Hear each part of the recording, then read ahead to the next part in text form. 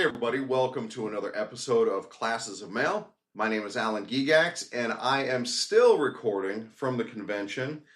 People told me, people who have not been to conventions told me, oh man, you're going to enjoy your vacation. Make sure you see Boston and do all the sights. And no, that is not what happens here. I have been swamped every day, getting interviews, trying to make content for you guys, and having people reach out to me and be interested in coming on the podcast and talking about their issues.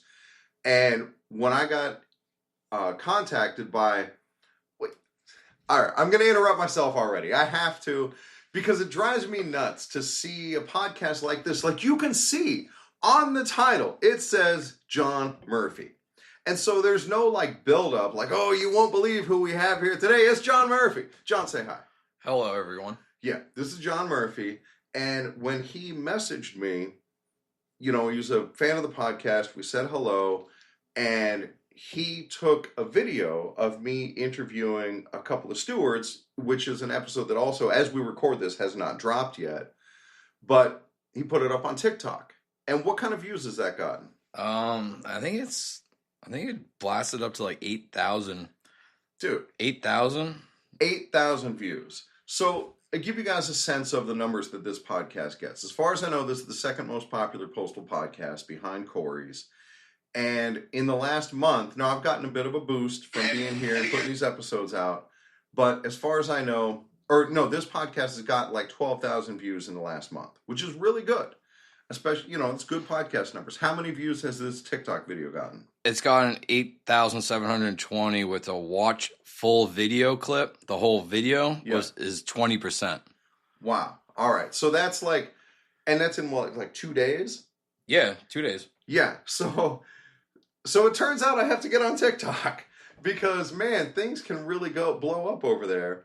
I mean, it's going to be probably the equivalent of my postal stand-up podcast where I just do little 5-minute or 2-minute things or whatever. But that's really cool, man, to be able to get the word out like that and have that kind of audience. What other social media presence do you have? There's a group of us called the Pro Labor Alliance. Mm-hmm. We just do a Facebook page right now and TikTok. It's mostly me on that one, but the other partner in crime was at the convention as well as a guest. So yeah, it's just TikTok and Facebook, Pro Labor Alliance.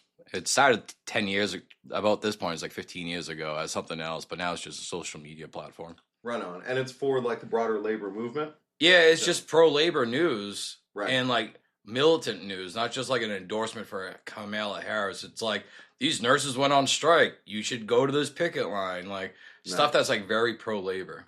Yeah, one of the things that I picked up from this union from going to Tyler Vassar's Bill to Fighting NALC is I never really thought about it before Tyler, but the NALC should be a leader in the labor movement because we're one of the biggest labor unions in the country and we're maybe the most organized labor union in the country as far as percentage of people who are in the union. Go ahead. And also, as a labor union, not many labor unions have a branch or a member in every state and every corner of the country. We are one of the few unions in the country of the United States that has members in every corner in every state. Yeah, that's a great point. Our penetration is everywhere. Yeah. And it just now occurs to me, 4 minutes in, that you should probably introduce yourself. Like, we know your name now, John Murphy, but tell us about yourself. All right, so I'm 3 years into the Postal Service. I'm just a rank and file member. I'm no title. I'm no shop steward, no president. I'm definitely no Corey Walton. My branch is 4716 out of Naples, Florida. Oh, that explains your thick Florida accent. No, I originally was in Boston, Massachusetts. I was in Carpenter's Local 40, represent. So some of the skyscrapers that you walked by this week, I probably built them. Right on. Yeah. That's awesome. So what I like about having John on the podcast is John is the intended audience for this podcast. You know, Corey's podcast obviously is aimed toward stewards, toward union officers, toward union leadership even. Whereas this has always been, the union officers make up maybe 10% of our total union membership because we have, small stations that have stewards, So you might have 5 carriers in a station, and one of them's a steward. But you also have stations like mine where there's 75 carriers and there's 2 stewards. So we'll call it 10%, maybe less. So there's still this 90% of the union that needs information. And that's where this podcast is aimed. And so with that in mind, one of my goals has always been A, make yourself discipline proof, B, give you the strength to fight back against management. And that's what I love about John Murphy, because he has a story about that. So John, I'm going to yield the floor to you for a minute, and I'll help move things along as needed. Yeah. But tell your story. All right. So we're all, not all of us, most of us probably at this point that listen to this have been CCAs at one point in time. So we work Sundays. And back in, when was this? A couple years ago. A couple of years when I was a CCA, when I was a CCA. In Naples, Florida, so it's hot year round. Like even December when it says winter, it's like it's not snowing down here. So we did it. Something happened, and I typed it up on Facebook. So I'm just gonna read this. That way, it's clear in my mind. So this is a Facebook post from a couple of years ago, and it starts with why I'm pro-union. And why do I wear a Union Yes pin every day on my collar at work? This is why. Today, Sunday, August 21st, 12 of us CCAs clocked into work at 8:30 a.m. in Naples, Florida. The outside temperature was already in the mid-80s. Our labor union, the NALC, and management have agreed that the 10-minute morning break that the workers receive is to be taken inside the office. 30 minutes from the start of the workday. So today at 9 a.m., my alarm goes off for break. I announce to the workers it's break time. As I walk up and down the loading dock telling folks it's break time, a manager, a 204B, comes out of the office onto the loading dock and tells us there are no breaks on Sundays. I dismiss that. I continue walking into the office towards the break room. 3 other coworkers join me, and we sit down on the chairs inside their air conditioning. 1 minute later, management is standing over us. As 4 of us are sitting down, he is saying we have 2 choices. Either 1, take our morning 10-minute break after we load our packages into our truck and take our break outside in the heat, or 2, go home. The 4 of us looked at each other in shock and all collectively at the same time said, we're going to go home. We clocked out and walked to our cars together. The temperature at 9 a.m. was already reading 85 degrees. The other coworkers were in shock and disbelief that the 4 of us were being sent home. Thanks to our union, the 4 of us left with a smile on our faces and our heads held high. All right, so a couple things I want to note with this story. First of all, you were told either go do this or go home. So that, as I'm sure you had to make the argument, that is not a walkout, that is not a strike. You were instructed to either do this or that. Yes. And rather than bend over and capitulate to management's bogus instructions, they gave you a choice to go home, and that's what you did. Yeah, the key thing that happened is the manager gave us a choice. Right. And that's what makes it not a strike. We're obviously strictly forbidden from striking, and if that would have been a strike action, then the outcome would have been a lot different. So kudos to you, taking the opportunity. Now, I can't imagine this pleased your supervisor. No. Like I said, this was in 2022. This was a couple of years ago. Yeah. But from my recollection is he was trying to pit us against the workers that were still working through their breaks. Right. And he goes, like they're the good ones. They're the good ones. Yeah. So if a third of us just left, he was saying that third of more work is going to get dumped onto the union member, the other workers. Yeah. And one of the coworkers, Derek, that walked out with us, he said they could always join us. Yeah, that's right. They don't have to work through their breaks. It's in our contract that we get breaks. That's exactly right. And that's why we have a contract. And that's what the union is designed to fight for, is for the enforcement of that contract. Now, on our walk over here, you were telling me that you've organized in other jobs that you've had as well, where this is not your first union. No, this is not my first union. 2006, I graduated from Minuteman Voc Tech School in Lexington, Massachusetts, where I studied for 4 years in my high school carpentry. 2006, Now, the Minuteman, did you guys get that nickname because of your prowess on prom night? no, it was because it's Oh, okay. Massachusetts. Oh, okay, that makes more sense. But All right. yeah, so 2006, I graduated high school. In the fall, I got into the Carpenters Union, like I said previously, and I started my apprenticeship.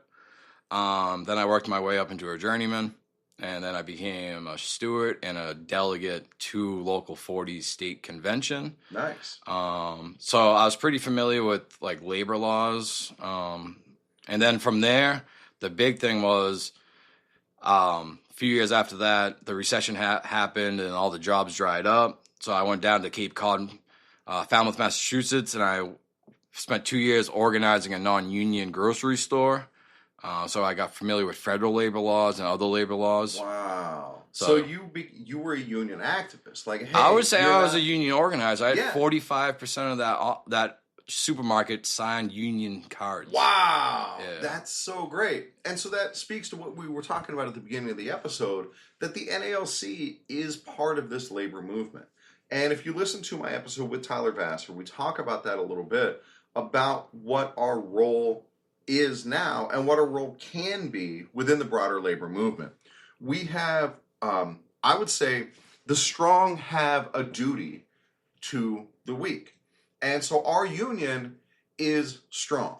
Yes. In as much as it has this good bargaining power, it's not like somebody who's physically strong but won't open that jar of pickles for you.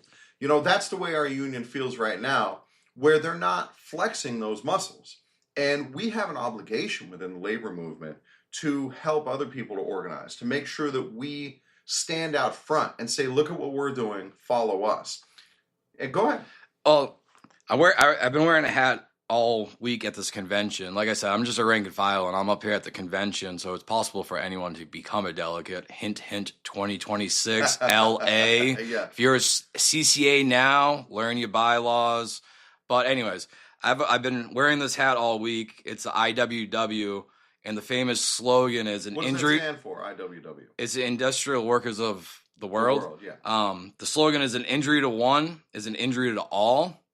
And that is like a basic philosophy for all union members to have. If someone below you is getting injured, you stand with them. That's So right. if you're a table one, you stand with table two. If you're a regular, you stand with the PTF. If you're a PTF, you stand with the CCAs.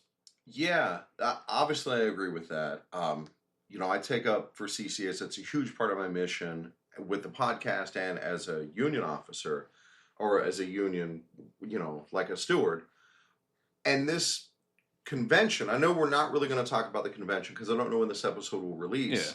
But it still feels like there's two unions. There's the old guard, the retirees who already got theirs.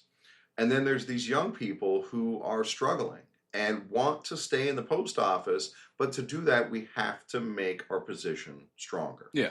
And so you're still fairly new. What do you know off the top of your head, like what step you're at? Is it like D? I think I'm C. Step C. Like I think it's like Yeah. 24. Step C, table 2. Yeah. Right? So I'm at step P, I'm at the top step.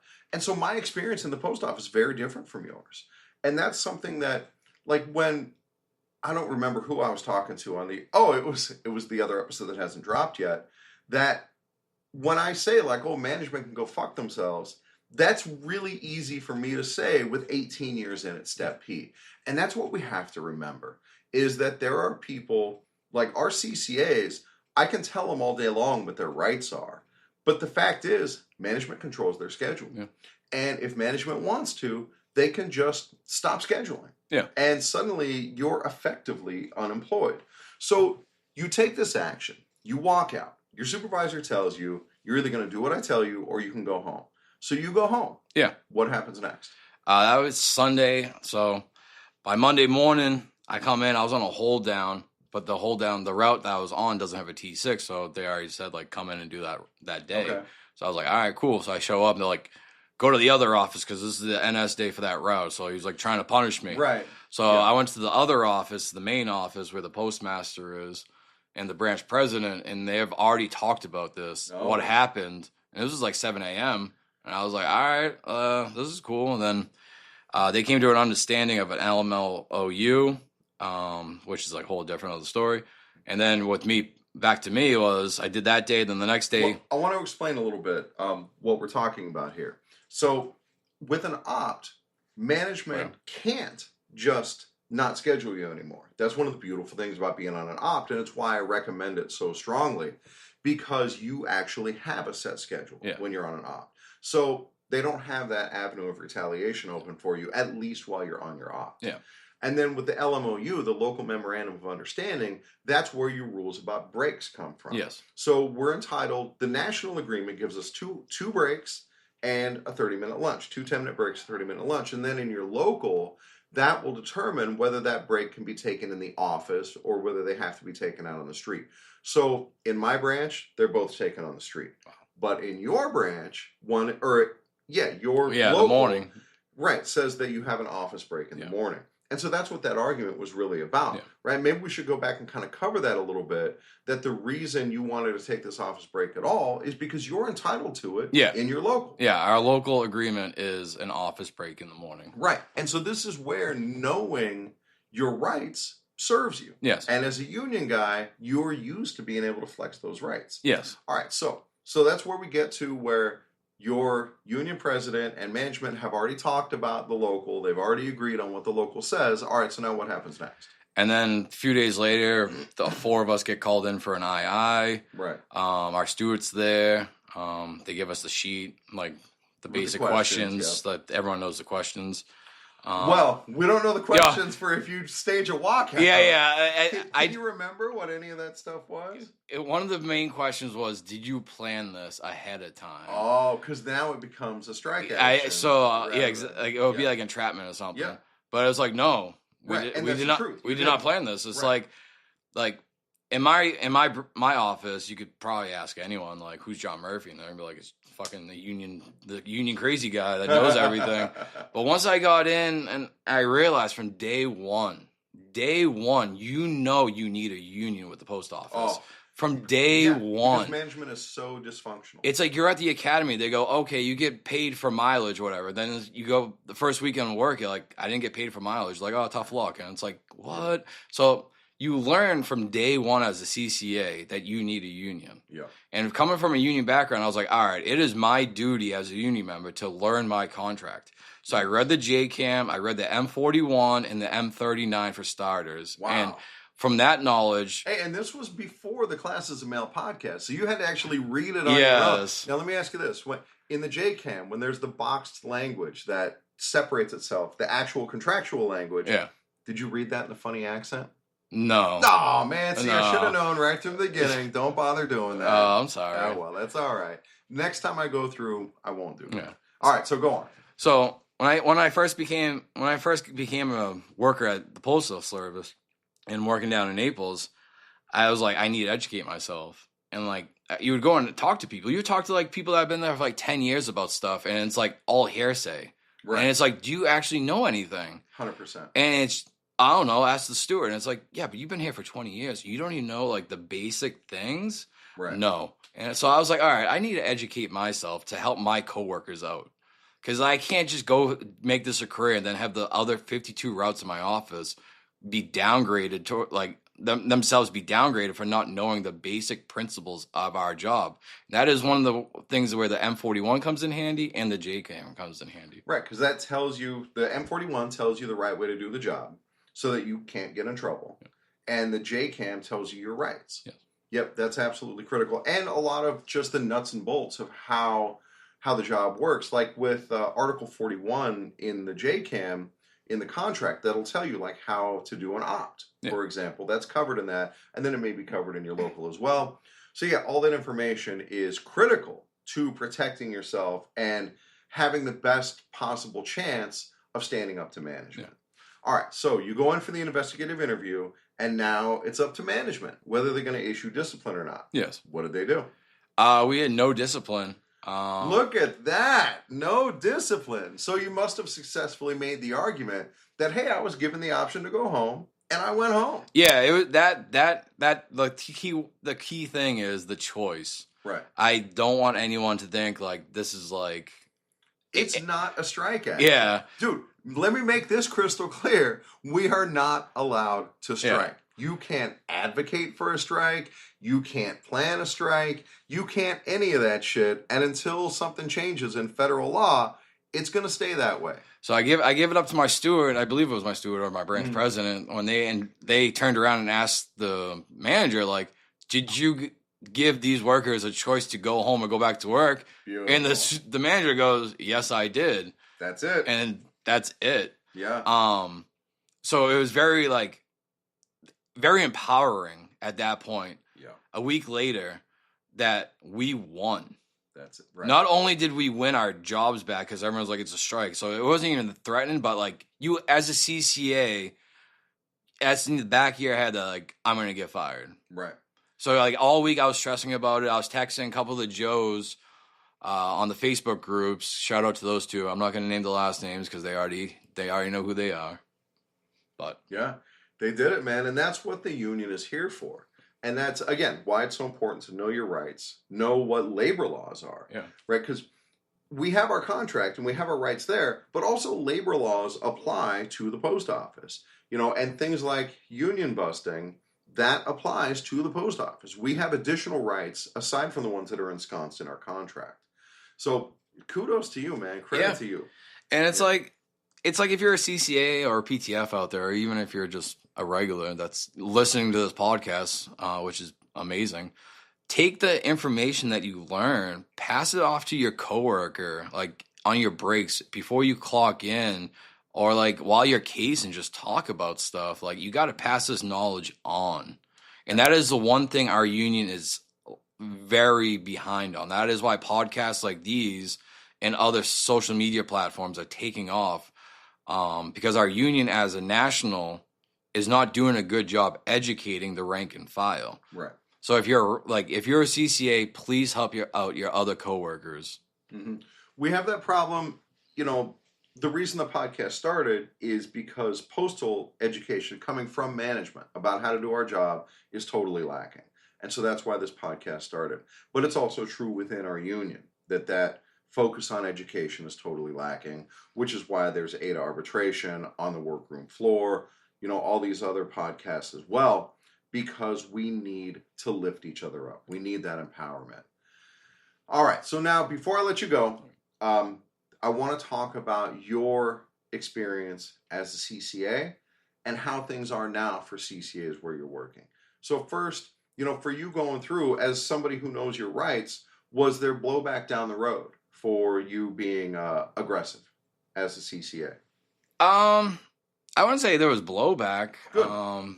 People got some regulars, old school regulars that have been there for 30 years. They're like, can you shut the fuck up about knowing so much? Like, just don't rock the boat. It's fine. But it's like the boat's already being rocked. Like, management's doing this to us. We're not doing it to the managers. Management is the one rocking the boat. We have a national agreement that both parties agreed to.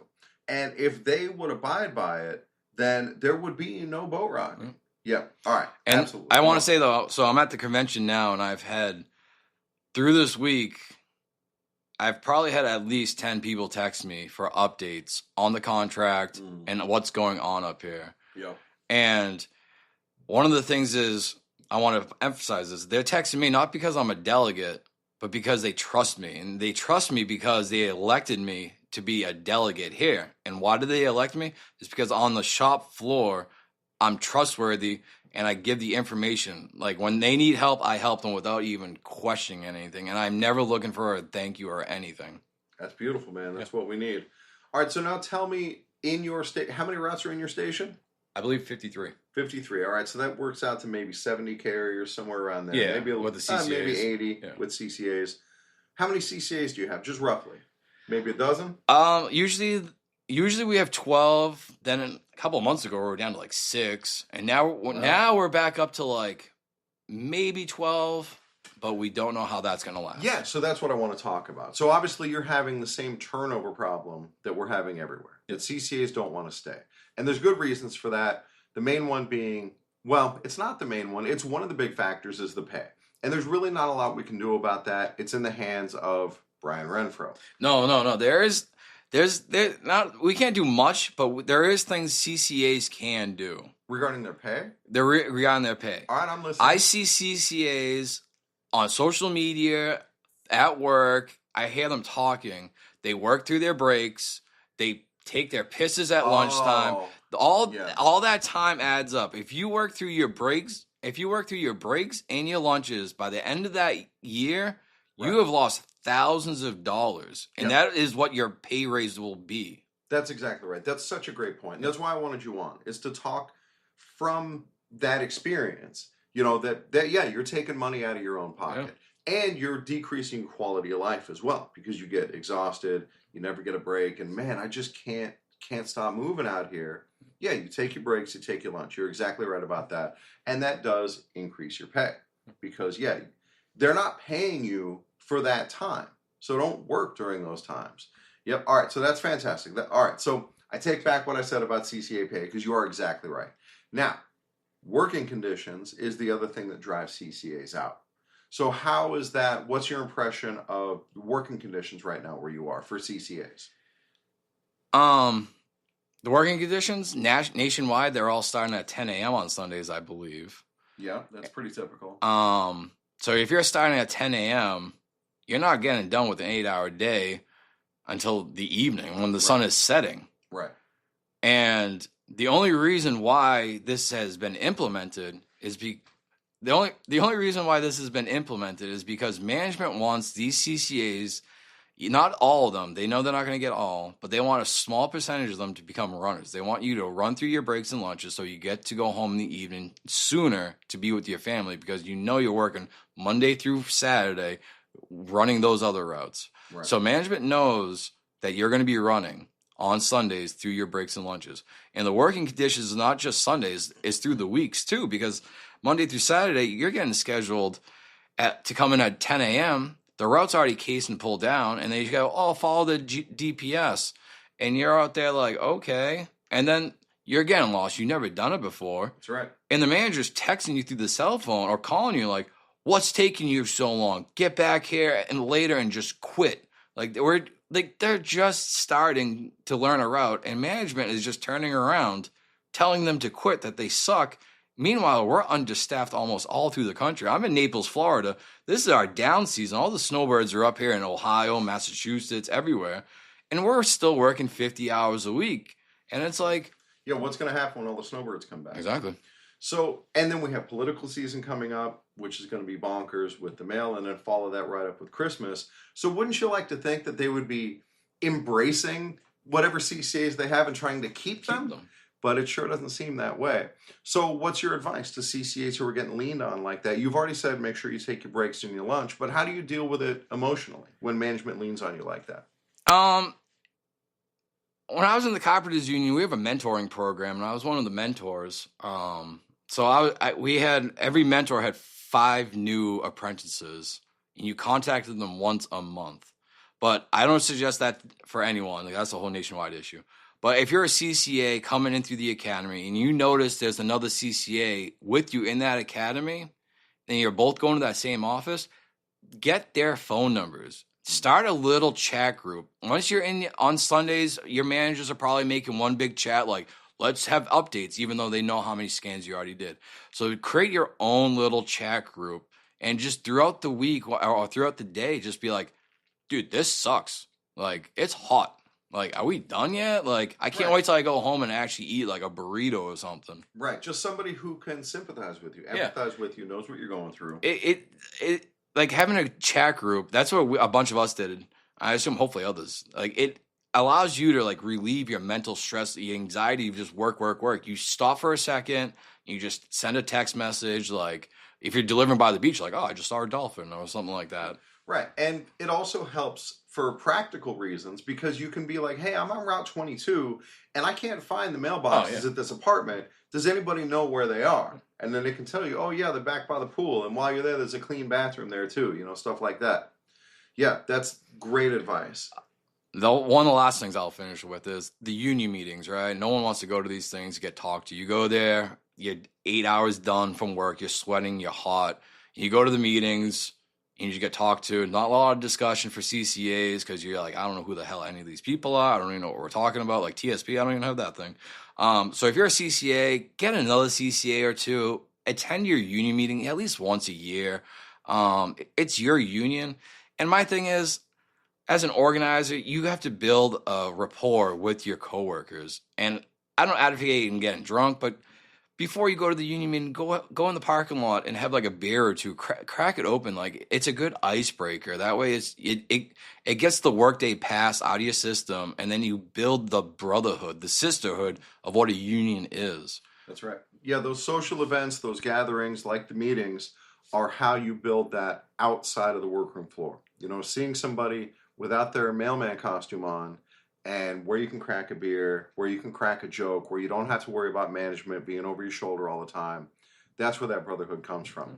And that's what's been happening for me here at this convention, is if you were a CCA at my station, our relationship is going to be different from what's built up here, because I'm always worrying about what's management saying to you, what are your rights, how are things going out there. But here we can just connect as people. Yeah. People who have this shared experience. Go ahead. It like you're working during the day and all you're talking about is mail. Oh, that's what we're talking about here too. Yeah, but like after work, if you go to the convenience store right before a union meeting, or like if you live down the street from the CCA, like go hang out with that person, hang out with your coworker, get to know them. Like maybe that you guys have the same pets, like maybe you both have a poodle, or maybe you both have kids in the same school. Like you got to build up the rapport to help you survive this job, or else you're gonna just go through the CCA, the PTF life, like just running and constantly fairing like you're by yourself. But as long as you're checking in with others, you're not alone. That's it. You know, those other CCAs, they know the struggle.